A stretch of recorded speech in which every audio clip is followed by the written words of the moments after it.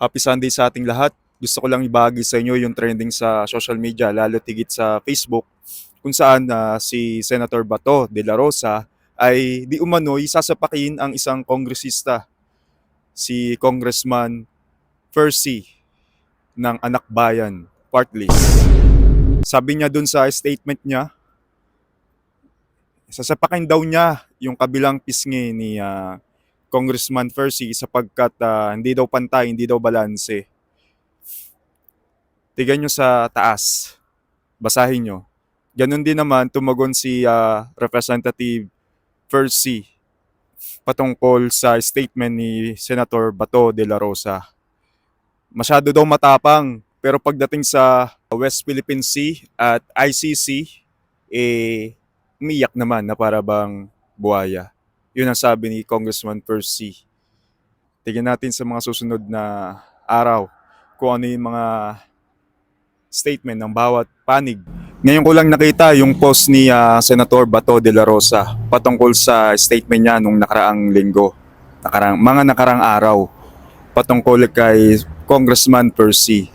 3 hours ago, nakita ko yung post ni Senator Bato de la Rosa sa kanyang Facebook page na nagsasaad ng paumanhin kay Congressman Percy sa kanyang mga nabitawang salita nung mga nakaraang araw.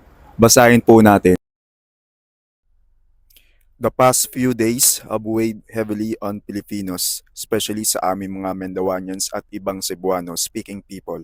Maraming nagalit at dahil sa nag-empathize ako sa galit nila, nakapagbitiw ako ng mga salitang hindi maganda at nakapanakit ng damdamin ng iba.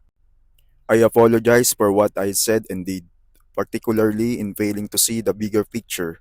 My apologies to Congressman Percy Sendanya for my offensive comments on his person. I wish him good health.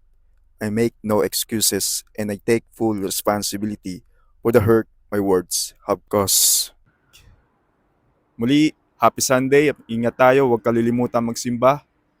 Maraming uhaw sa simba. Maraming uhaw kay Kristo. Lalo tigit yung mga Pilipino dito sa Middle East, sa Saudi, kung saan walang simbahang Katolika.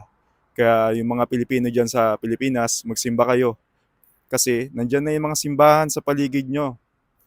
Muli, hanggang doon na lang. Happy Sunday. God bless.